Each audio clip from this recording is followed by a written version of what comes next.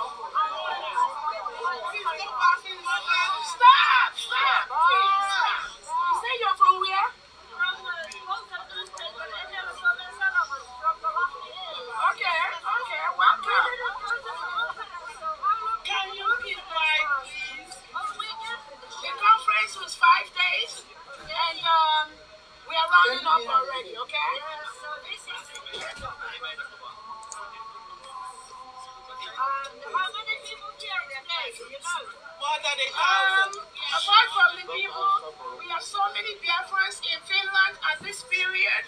At this location, you can see the numbers, you can take the pictures. We don't really have the accurate figure, but some are already waiting at different locations. And we came to Finland to declare our independence of the United States of Biafra, and also to support and let the Finland government know our Prime Minister Simon Ekpa, whom they accuse of something, they are holding him for something, is our leader. And we are here doing exactly the same thing that Simon Ekpa is doing. We are not committing any crime. Yes. You are demonstrating. So when was this demonstration agreed or decided? It was decided by Biafrans. Yes. And we are when? I mean, anytime we have been discussing that, but that is a part of what we Biafran decided. So we decided we have to do it today. Yeah. We were granted permission to do that by the Finland police because they know we are doing the right thing, and that is why we are here. Yes.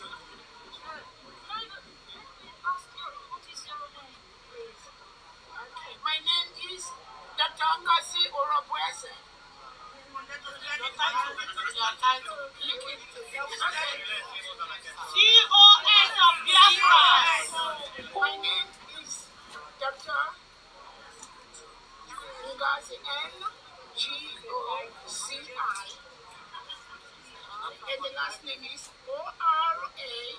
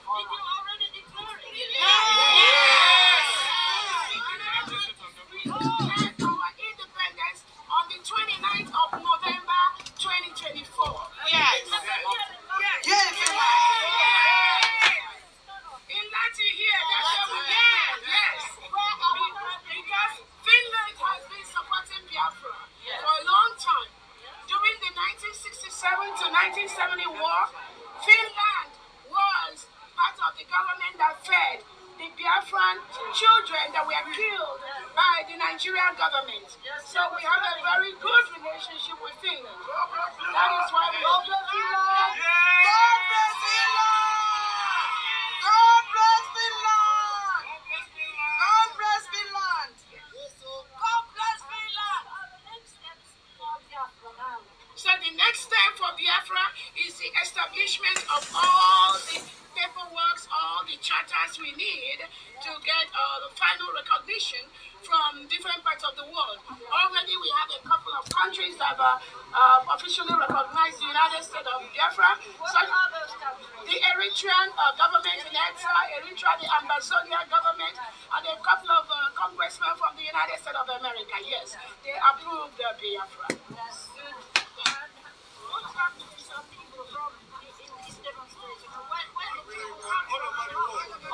Okay, people, everyone, people come from all parts of the world. I'm from Germany.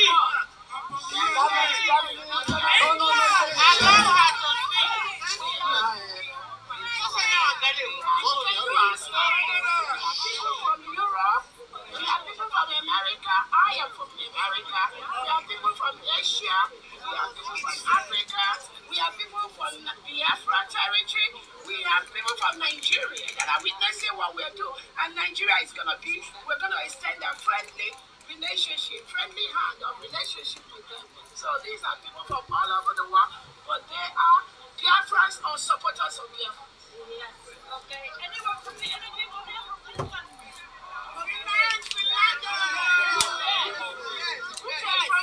He's over there. Thank you.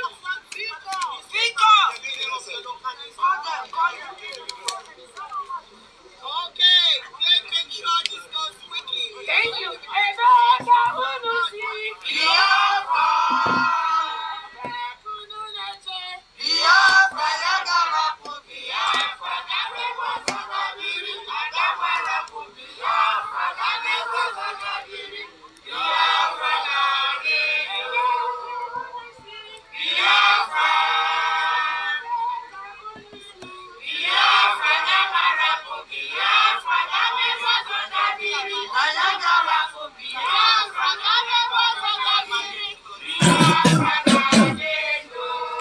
All right, a very good morning. I will be joining the Starr Radio UK in just about a few minutes, and that means there will be some bit of excuse me. There's quite a lot as a media. We are running a parallel event this morning. We are back on the Starr Radio UK network. So if you're one of those that are still listening and you are not on the YouTube, you might probably not see what is going on at the moment. We are still waiting for the convention to kick back from the venue. At the moment, they are not back in the venue, and that means that I believe they might be coming after lunchtime.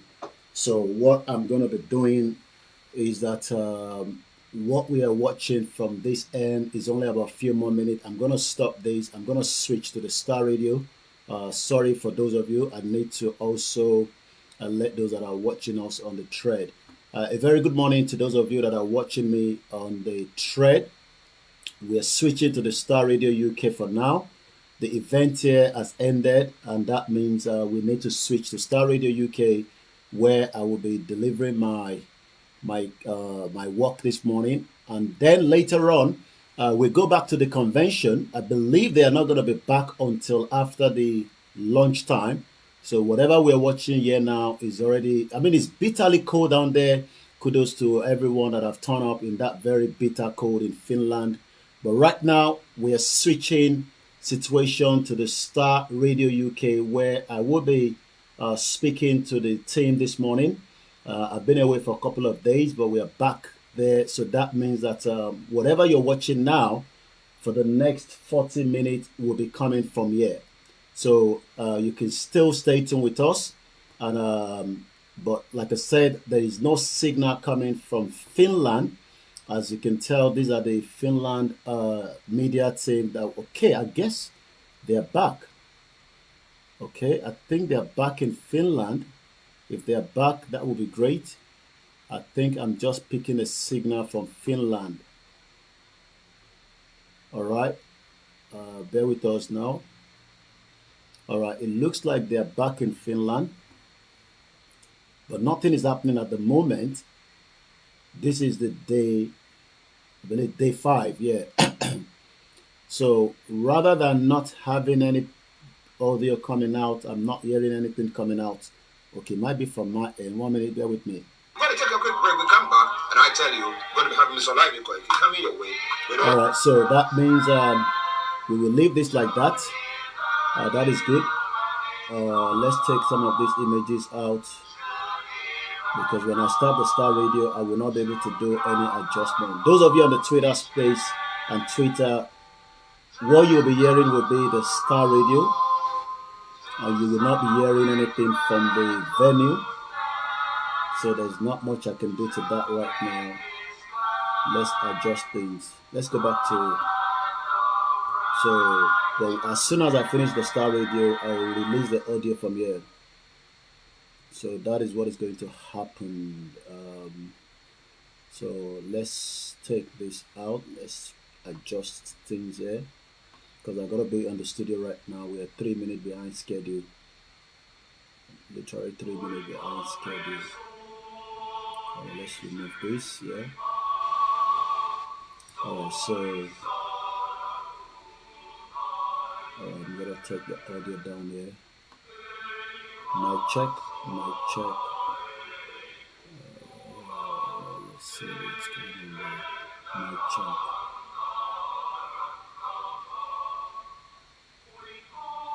check. Mic check.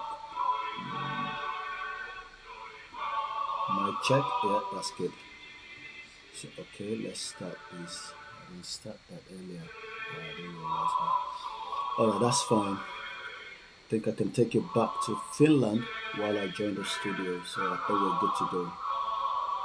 Everything is all set here. But those of you here watching me on the Twitter, you'll be seeing the picture, but you will not hear the sound. So sorry about that.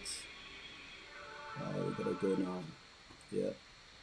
So I need to note this down, but this is gonna be interfering to my broadcast. Sorry about that, my Biafrans. I need to be in the studio, and it might take a couple of times. So, but for now, if you want to stay with me there, that's fine. If otherwise, we need to move to the studio from here as well. So we're gonna be on the Starr Radio from here. So thank you so much, everyone that have joined us. Let's enjoy the Starr Radio. Those of you on the space, bear with me. Like I said, it will take about 40 minutes to clear the Starr Radio. Then we'll be going back to Finland. So I'll be talking more about what is happening in Finland. So at least it's still good for us, because that's what journalists do. We're going to be reporting everything that is happening in Finland, where other media, the Zoom media are not reporting. Trust me, Starr Radio will be reporting it this morning. So let's join the studio. I'm 5 minutes behind schedule. Thank you so much. Bear with us. That's why we need a bigger studio so that we can operate. When we say donate, we want a bigger studio so nobody will be interfering with each other. I need to be sure that we're good to go. So that is the situation from here. So let's join the studio.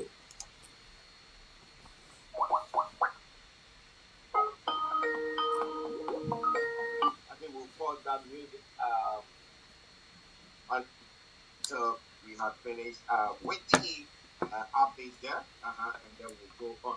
But let me just go straight. Mr. Olayomi Koiki, who has joined in, and let me say, Yummy, good morning. Well, a very good morning to you back in the studio, Mr. Archie. Good morning to all our listeners and viewers. It's a very busy week. I know I've been out of the picture for like a couple of days. We've been talking behind the scene, but quite a lot we will still catch up with. It is still a lot is happening, but it's great to be back with you, Mr. Archie. And thanks for holding on to the team while the other team are busy in the background doing what we need to do. But we are back here. I'm not in Finland, but I can tell you that we are currently also in Finland. The Starr Radio UK network and I'll be telling you everything everybody needs to know. But let's come back home first because Nigeria, like I said, is going through a lot right now. But I come back again to you, Mr. Archie, and I say good morning to all the producers and all those that are listening. And I can tell you thousands of people are listening from around the world on the Star Radio UK network this morning. Okay. How are you? How is the family? And how was the time away? Well, I believe I sent you a message on Thursday that I will be taking a couple of days off because of the project that we are doing behind. Then I'll be back on Monday, but I didn't realize that, I think I must have missed up my timing, that we were back on air yesterday. I thought we were off. But again, while I was away, I know a lot of things happened simultaneously on the Thursday when, Simon Ekpa, we're going to be talking about that. Then the Friday, where things also took place. And today is the third day, but the fifth day for the convention and the restoration of the Biafra that is taking place. The President Bola Tinubu as well was in France. He's currently in South Africa as I speak to you right now. The central bank was in London talking about, some kind of event. I'll be telling you more about that as well. So quite a lot of activities has been happening around Nigeria, and I believe a lot of people want us to talk about this, and that is where we're here again this morning, where we're going to be cracking on. But the family are doing very well, but it's great to be back with you in the studio, Mr. Archie, and I say very good morning once again to everyone that have joined us. Yes, listeners, Mr. Olayomi Koiki in our North London studios. I'm out here in the South Studios, and we're bringing you updates from Nigeria. So let's crack on. We'll come to some in some of the issues there, but let's look at the. We talk about the. Is it the payment where government entities were paying the salaries, but some of them workers shut down 4 states over new minimum wage. Now, what is happening in these states where Kaduna, Nasarawa, and others? Why are they protesting? Is it that the governments the governments in those particular states are not able to pay the 70,000, or are they saying that they have back pay from them? Well, if you remember, when this government came in, there was a lot of tussle between the federal government and the Nigerian Labour Congress. Remember that there was a lot of meetings that was being held, to stop, as many of the strike that was going to take place. But a year or almost 18 months into this government, it seems that the minimum wage has not yet been resolved, and that means that many states are still not able to pay the 70,000 minimum wage that was agreed. But as you said, it seems that the implementation of the minimum wage is the reason why this morning we are getting report from Nigeria that Kaduna, Nasarawa, Ebonyi, Cross River over non-implementation of the minimum wage. That is 70,500. I might try to give a conversion to what that is in dollars and pounds so that for the benefit of our listeners around the world. But the reason why this is happening, again, is the implementation. So workers in that particular state that I've mentioned, yesterday have now commenced a 1-week warning. It's still a warning strike to demand the implementation of the new national minimum wage and the consequential adjustment. Well, who are those behind these? Comrade Oko emphasized workers' readiness to strike if the government does not act. Strike is part of the government. Strike is part of anything that happens around the world. But if you're not paying the workers, that means they will be shut down. It is still something that can be amended, but whether that can be done as quickly as possible, the NLC is Affiliated Trade Union Congress, TUC, cited the government failure to implement the wage adjustment despite paying 72,000 minimum gross salary. I come back again to you in the studio, Mr. Archie. Now, again, you're going to be, trying to get a convention in dollars and pounds for us to know exactly what we are talking about, so that our listeners, those of us who don't get when we're talking about African currency and how much it is, we will get it. But the question that it seems to be bothering me is that the states, it's not all the states that will be capable to pay or paying these monies to their people. So what are those states doing? Well, it has always been the problem. Many of the states are crippled. Many of them does not even have anything, to work with. They rely on the federal executive allocation on a monthly basis. We're going to be talking about a little bit of the tax reform that the presidency is trying to work on because a lot of people are not comfortable with that, especially those in the northern part of the country.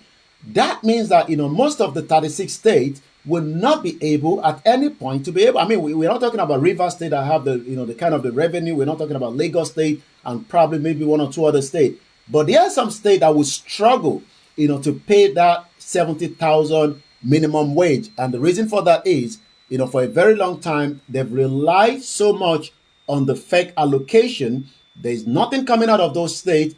And sometimes Nigerians have asked is what is the essence of all these big states that we have across the country when they are as not, I had to hold on back to the word I wanted to put out there. But one thing is most of the states are not capable, to pay that minimum wage. And that is the reason why, we've had them for too long struggling. And like I said, when we look at the exchange rate, which is about 2,200, depending on where you're changing your money from this morning, it is not up to 35 pounds that we're talking about here. But again, we're looking at it from the currency back home. So the 35 pounds this morning is what we are looking at, which is approximately about, again, less than almost 20 something dollars. Now, interestingly, let's do some arithmetic here. Now, if somebody gets 70,000 naira, how much rent are they going to get? Well, again, inflation in Nigeria is quite high right now. Let me give you one of our team that I mean this is somewhere in Ogun State, and this is self-contained. It's self-contained with the agreement is it's 60,000, and if you look at the minimum wage with 70,000, so the self-contained is 60,000. The agreement is another 60,000. That means 120,000, but that is for the year. So if somebody is being paid 70,000, and by the time you take out 70,000, you multiply that without the transportation, without the food, and we're talking about this individual is just he doesn't have a wife, he doesn't have a children, but that is still not enough to cover the cost of living and working and making sure they can become the future that we have been told that there is a future in Nigeria. And that is part of the argument this morning. I've been following some of the news in Nigeria, and many Nigerians this time are asking, what is the future for us? But the presidency say there is still hope. Well, the president says there is still hope. Shama, you are there. Good morning to you as well. We hope you are doing very well. And to every one of you listening to us on this morning's morning show, the various sister platforms, the Yoruba Nation platform, and the Koikimedia platform, and all the sister platforms. We want to salute each and every one of you. We have the many Biafra that are locked in because we've been transmitting the convention in Finland, and we've told them that they have to bear with us because switching to Starr Radio is very, very unique. It's very important. And as many of them are watching the screen in Finland, but they are listening to you, in London here. Oh, let me say good morning to all of you in Finland. I don't know whether it's afternoon there, but well, it is actually afternoon. They're 2 hours ahead of us. Yeah. Good morning to every one of you in that convention there. We'll try to see whether Yomi can get some information from you, and then we're going to share. But we're going to be coming to that in a moment. But quickly, now Yomi says seems to be spending 600 million naira on three generators, buying things. Is it for palliative?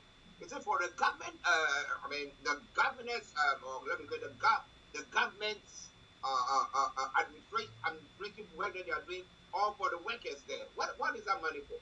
Well, you might want to ask, why the vice president have not lived in the new apartment that has cost over billions of naira after the renovation. According to report and evidence, the vice president has not even moved to that new apartment. That shows, the amount of wastage in government. And, even if you look at, the new administration coming up in the Trump, they are going to be cutting down on spending to the governance. But when we look at, Yobe State, again, what is Yobe producing? What is the input of Yobe, to the state itself? But again, every governors will tell you that they have to keep the function of the state going. And that means that Yobe State in the third quarter of this year, and this is posted on the government website. And according to the document, spent 600 million to use to buy, a 500 kV Meccano generator for the government house in Damarutu. That means because there's no electricity and they need to supply power to the governor to sleep in the air condition. One 800 kV parking generator for maternal and child center. Again, very important, that we have, hospital running on not generator, but again, the situation in Nigeria, demands for that. And there's another one that was also spent to 500 kV Caterpillar generator to a specialist hospital. So the amount spent on each generator was not included, but the total for the three was capped at 600 million naira. The state government that is led by Mai Mala Buni also brought stove, cooking gas, for almost 1.1 billion naira for distribution to the public to reduce pressure on the fragile ecosystem, deforestation and emission. Remember that some of these states, many people are still using, the wooden to cook and all that. So it looks like the governor is trying to take them out of that picture. How long that can happen? Again, it's good that you supply them the first one. Would there be a continuity, or would they just abandon the gas cooking and go back to the same, old method of, preparing their meals and whatever they need to do in that part of the world?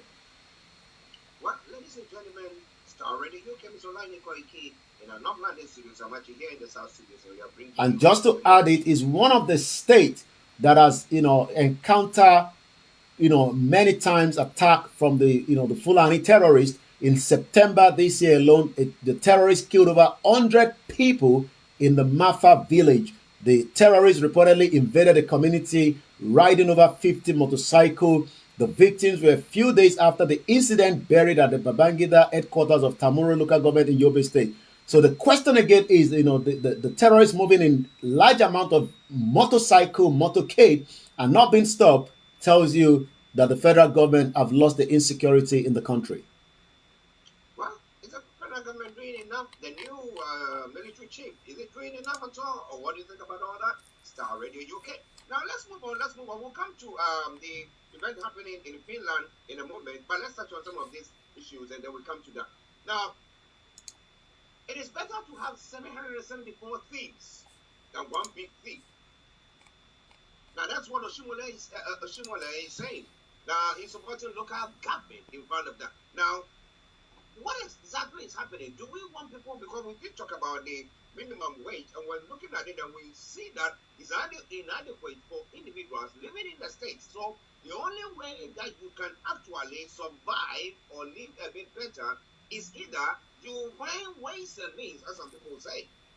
But this is a case where one of them, one who has been in the helm of power before, is saying that, you know what, it's better to have lots of thieves, or maybe everybody in the state being a thief than having one person stealing. Yomi, tell us more. Well, for a very long time, since we returned back to, the democracy in 1999, governors have taken advantage of the local government. They've turned the local government to their, purse, where they can decide what happened, who becomes the chairman, and how the money coming from the federal goes through the state, and the state decide, who to give the money to and who not to give the money to. So Oshiomhole is not new. He was one time, the also in the NLC until he became the governor, and then from there, he was the minister under Buhari, and currently is back as a senator, at this particular government that is going on right now. But the headline that we need 774 thieves, the question is, do we really need thieves to manage us? Why do we use that phrase? It's because Oshiomhole knows that there are many thieves in Nigeria, and they are bigger thieves. Because yesterday, before we go back to Oshiomhole, the news trending has gave many Nigerians again that this country, something needs to be done, and it needs to be done as quickly as possible, because the EFCC released information of one individual, even though the individual name is still an allegation, is already circulating, but I'll be telling you what the EFCC said, yesterday. about 755 duplexes has been pinned to one individual. This is one of the largest recovery, and I'm going by the EFCC says EFCC makes a single largest asset recovery till date.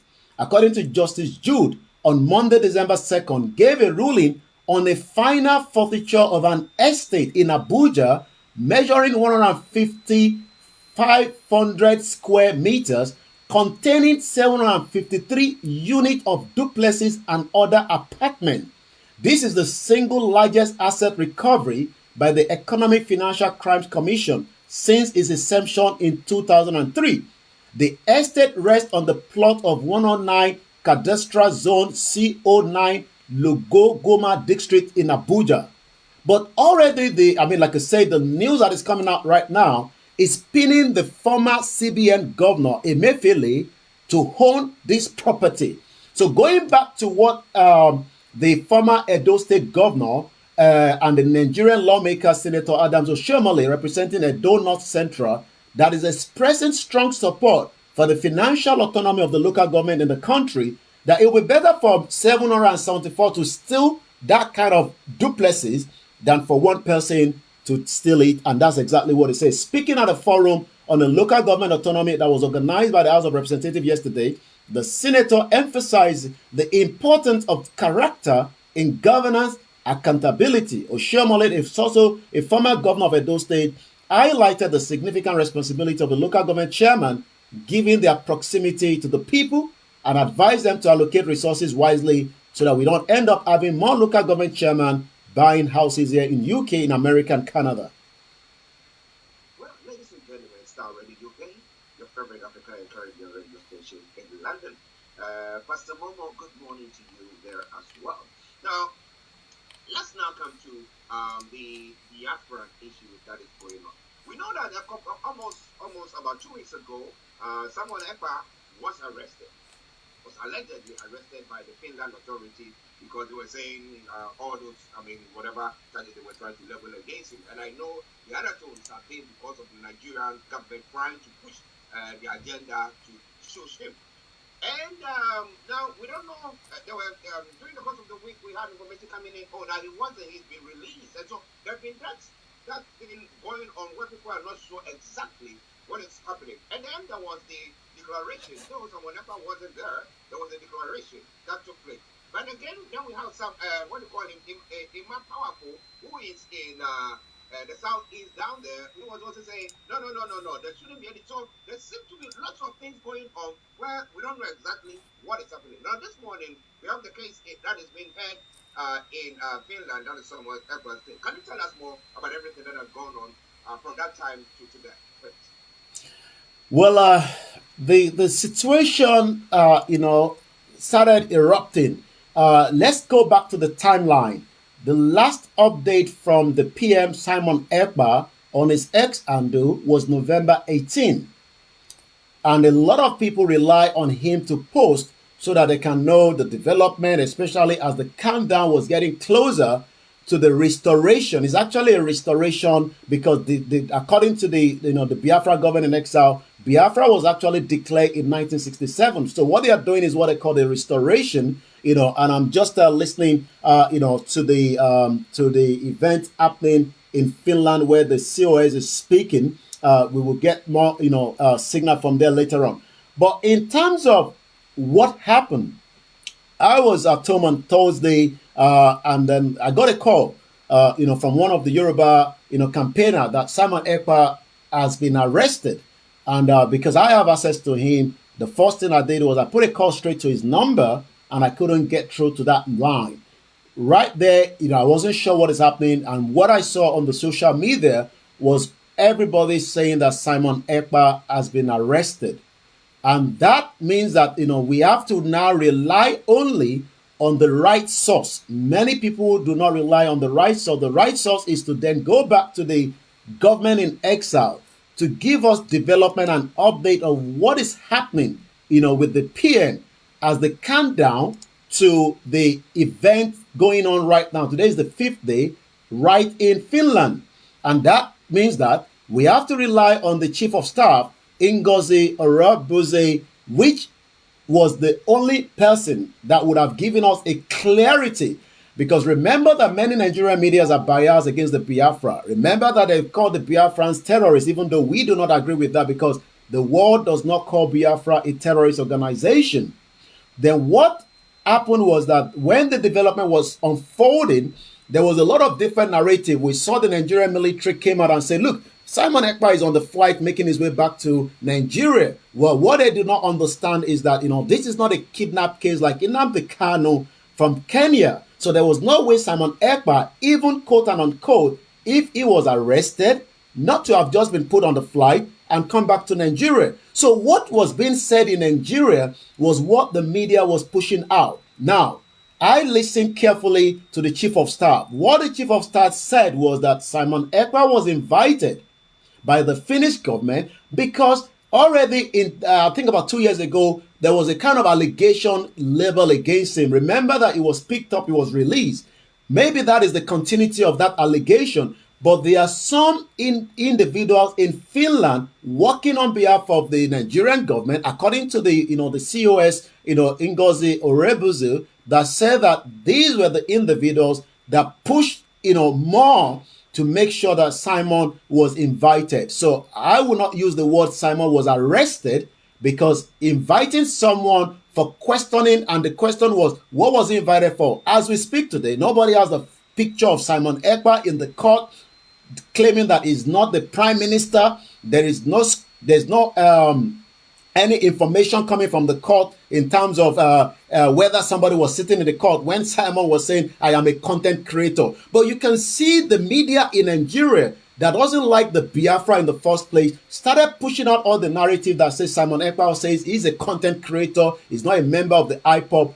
But what I have listened from the COS and the government in exile is, he is currently still with the Finnish government, because as we saw today in Finland in the cold weather, they are out there, making sure that they can continue to put their case, in terms of why, their PM was held there. So from the information, Simon Ekpa is still in Finland, and even if the federal government wanted to bring him back, the Finnish government and Nigeria do not have extradited treaty, and that literally means that there is nothing that can take him back right now. Yes, the government can label everything against him, that the killings in the southeast, but there is a lot of evidence that most of the killings in the southeast, as the government is saying, another journalist, Dr. Kemi Olunloyo, came out about a couple of days and days saying that there's a genocide agenda that she has been talking about for the last 4 years. But in the right summary, no one, as we speak right now, have any audio, picture, or evidence that Simon Ekpa says he was a content creator, or is not even the prime minister that he claimed to be. But the question is, we have the world where AI and the Nigerian government propagating as many disinformation out there. And this is why we need to rewrite, information so that people can learn as to know what is said. Like I said, no picture, no audio, no video where Simon said most of what they said he said. I'm going to come back to you in the studio. Then we're going to be talking about that shocker that many people thought the restoration was going to happen yesterday. It actually happened on the 29th. Yeah. Ladies and gentlemen, you want facts, you want the truth, then you have to be on Starr Radio UK, Koikimedia, Yoruba, and any of the platforms that are affiliated to Starr Radio UK, because we want to make sure we bring you authentic things. Let me say good morning to Aziz. Aziz is saying that, the rest of the United States of Biafra have declared, so it is time for Yoruba people to wake up and make a move. Now let's come to the declaration and its impact. Now, was there a sit-down strike yesterday still in the southeast? Well, let's go back to the timeline. Simon was invited on Thursday.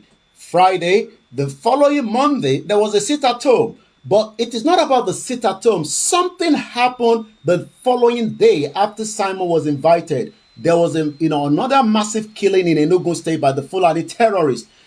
Does that mean that, as Simon was out of the picture, there was this push of more killings going straight into Enugu State, which is exactly what we saw when, farmers, and, the pictures is, they're too glory, we can't show them. But as farmers were, trying to get their crops, they were being massacred again on the ground. So we've got 2 Mondays already. The week where Simon, was invited, people were sitting at home. And this Monday, people were still sitting at home as well. And like I said, on the first day of the convention, I've looked at the numbers that have been given on the screen. I've been following the event. 517 delegates flew from all over the world. Is currently in Finland. The airport has been busy, and the activities have been very, very, massive. It's been like, a whole day event. They're currently back from the outdoor protest that took place today. They are currently back. I can see that on the screen right here in front of me. But on the 29th, when the convention started, everybody was shocked when that declaration was announced. The restoration and the declaration of the Biafra. Because what we were told that Simon kept saying was it was going to happen on the 2nd of December. Could it be that the back team, that is behind, the media, the executive, the de facto government, the home government were aware that nothing was going to happen on December 2nd? Was it after Simon was invited, there was a change of plan? Maybe there will be nothing that would happen. Maybe they were going to shut down the venue, and they had to bring back their activities, backwards, so that they can be able to make sure that that restoration, that declaration that led to over 517 delegates traveling from around the world would take place. Because we know how these things work. Because nobody expected that Finland will pull Simon out of the picture. But again, if Simon has been invited for terrorism charges, for whatever crime, that is normal around the world. It's not the first time. But what the Biafra government is saying is, this is now a government. The federal government should call to bring all their folders and come and defend, their case with Simon in Finland. Well, ladies and gentlemen, it's Starr already, okay? It's still the edition of the morning show. We will try our best to see whether during the course of the week or that we will try to get a representative, maybe Ngozi, the chief of staff, or any of them in the helm, so that we can have their own word here on the platform as well for you to know exactly what is happening there. Now, what has been the reaction from the federal government with all this declaration and everything that seems to be going on, the arrest and this and thinking that there's going to be an extradition, which they know what that treaty with the Finnish government, therefore we know for sure it wouldn't happen. And then we know they cannot go and rendition him from there, they're just going to bring him to Nigeria as well. So, what has been the reaction of the federal government? Well, the federal government have been very quiet. What the federal government is more excited, and this is coming from the military, especially remember that the military has continuously says that they need Simon Ekpa to be brought back, to all the crime that is happening in the southeast. They're putting everything on Simon Ekpa. So in terms of the government media, I haven't seen any report out there.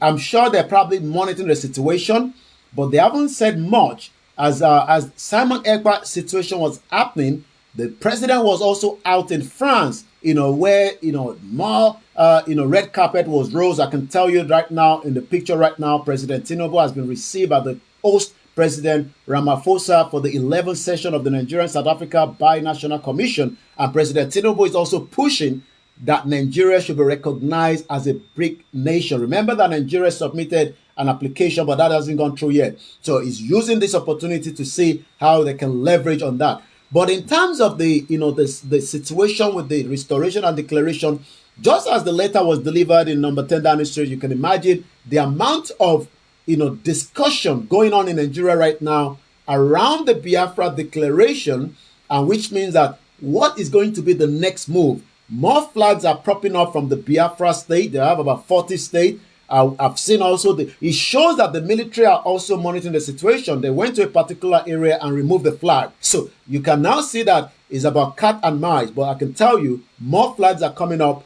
But whether the Nigerian government will go hard on them as at the time where there will be push, because we don't know when the push is going to happen, but it looks like there's so much still on the table that the Biafra are talking about. And let me give us, what is happening right there, right now. Let's just listen just for a few minutes and we'll come back again to the studio. This is live from Finland.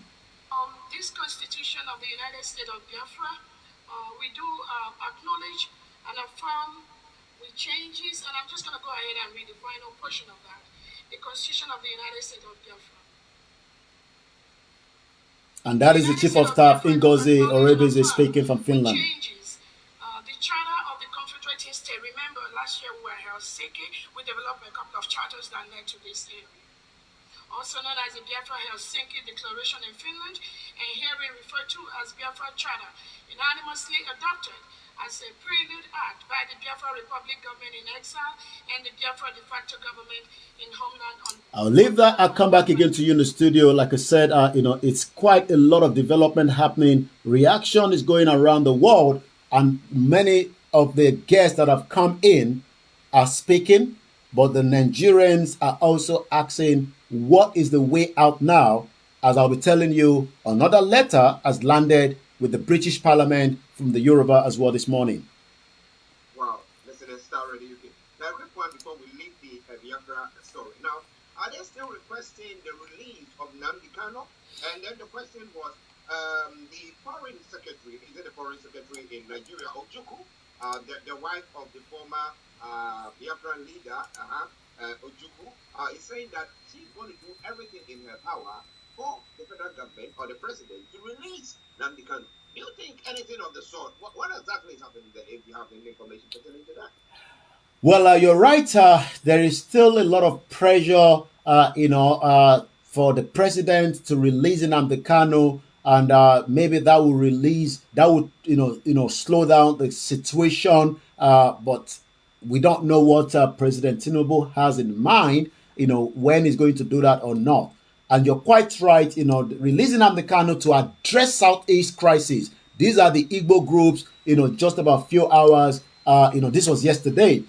The Indigbo Unity Forum, NUF, has called on President Bola Tinubu to release the leader of the indigenous people of Biafra, IPOB, Nnamdi Kanu, to address unrest in the Southeast region. The group said Kanu's detention has contributed to the ongoing disruptions, including the Monday sit-at-home protest, which has adversely affected the region's economy and education. I mean, let's be honest, Mr. Archie, the Monday means that schools have to be shut down. I mean, some of the schools have to move to weekend, and that tells you that, and this has been going on for over 2 years now. This statement was put together by President Augustine Chukwumudon and the Secretary General Tony Igbokwe, highlighted the significant and financial losses, and the most important, the academic setback.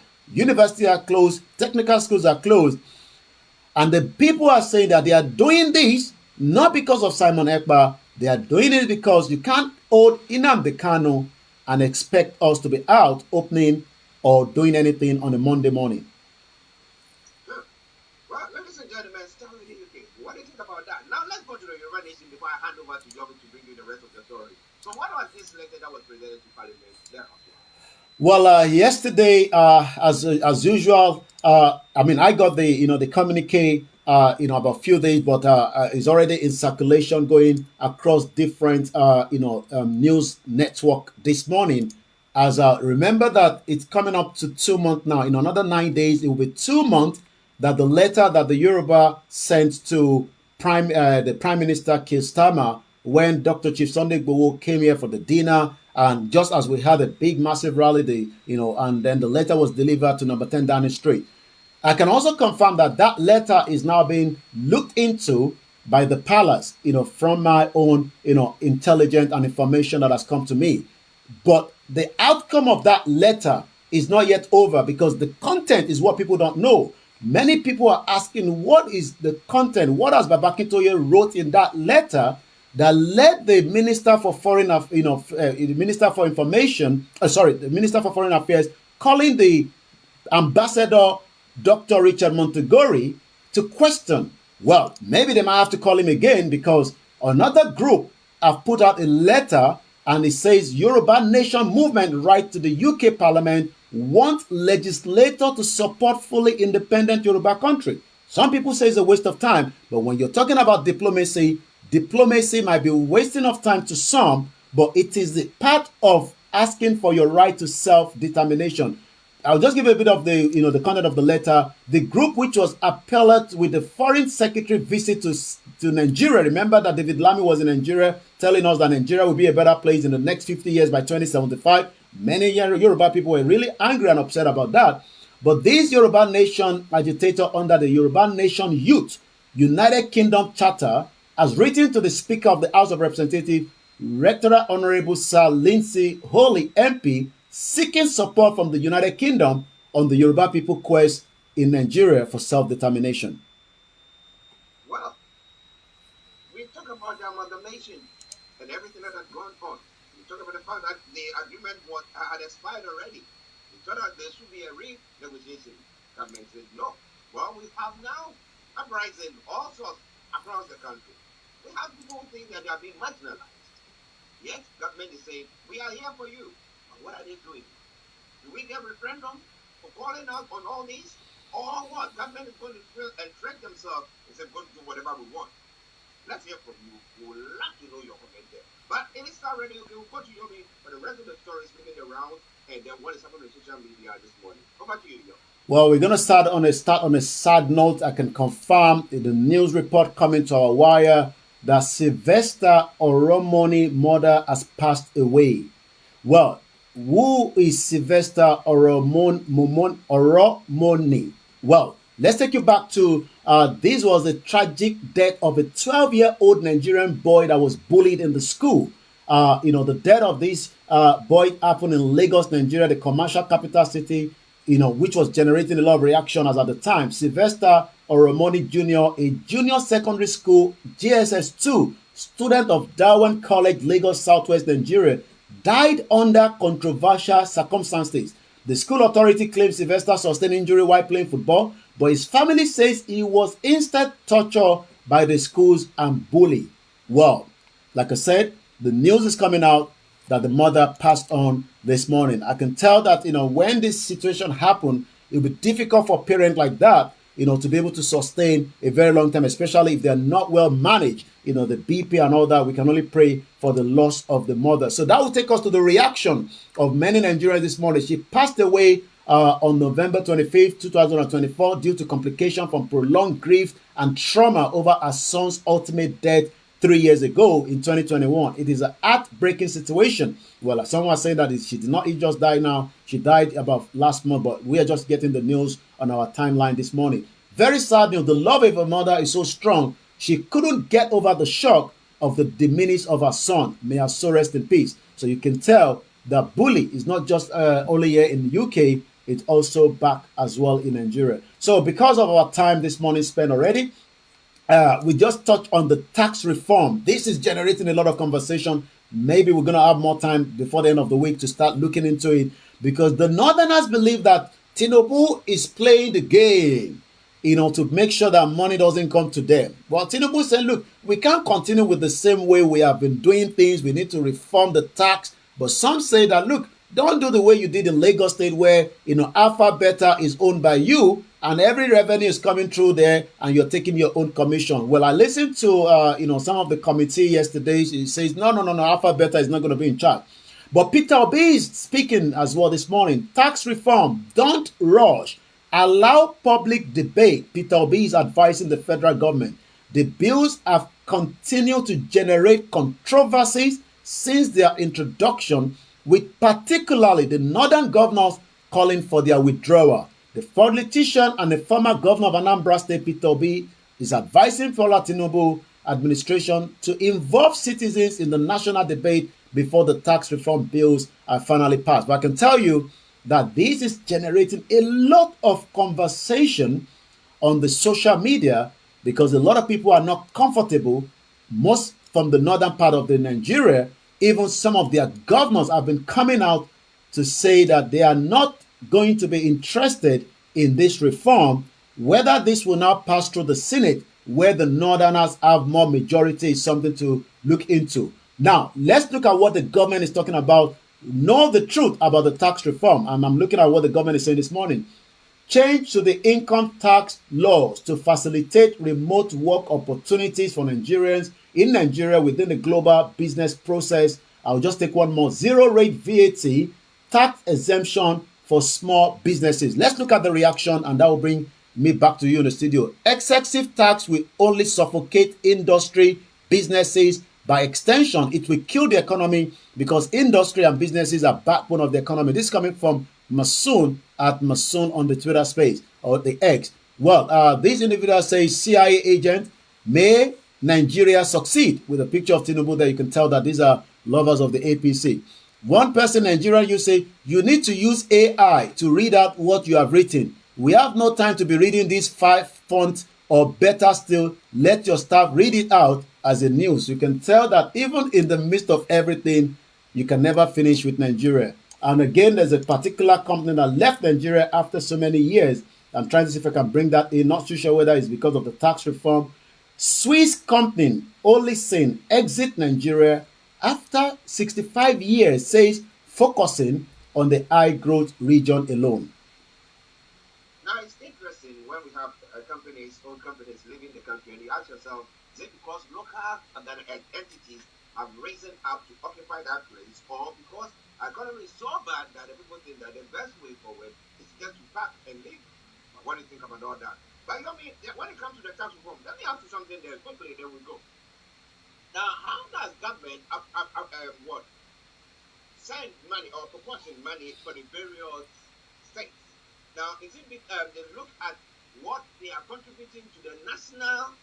I mean, you take the southwest, you take the southeast, and they are the ones contributing. Let me put it that way. Majority of the monies that is coming from the resources there. Then we have the middlemen where they were supposed to be, and the north where they were supposed to be farming and stuff like that was going on. But now we don't have anything of the sort. So how did they are proposing monies to?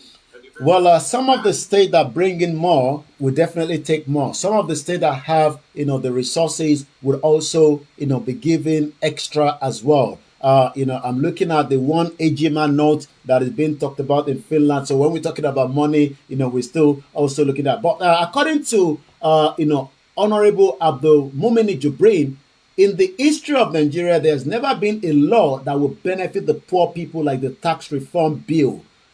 Bears it all on the tax reform bill. So, many Nigerians are really focused on this. Again, Taiwo Oyedele says some of the key facts about Nigeria tax reform bills.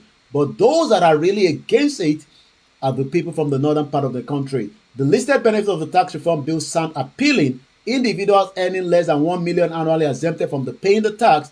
Essential items like rent, food, and medicine are set at zero VAT. So why are some elders so strongly opposing this bill? Well, listeners, we have to let Yomi go because we are still monitoring what is happening in Finland as well. So Yomi, before you leave. Well, before I leave again, we just get one more under a minute, see how this is happening in Finland, and then we bring it to a closure. On the back of, again, in the front of our Biafra notes, you are going to see the signature of the Treasurer of the United States of Biafra and the Secretary to the Treasury.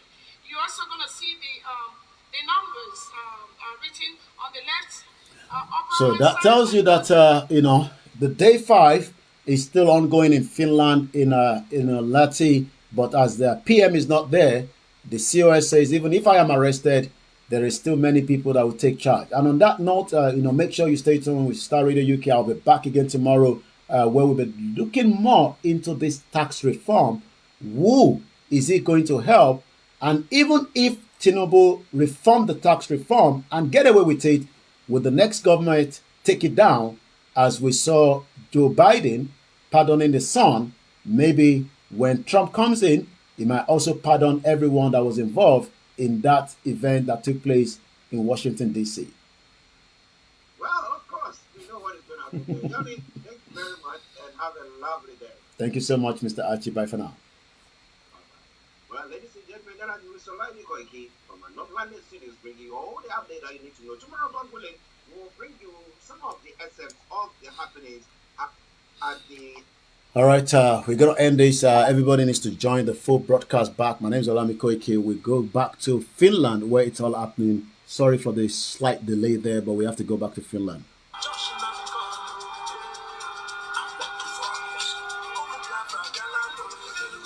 Thank you, Babami Sonodo, for the super chat. Thank you so much. Bye for now.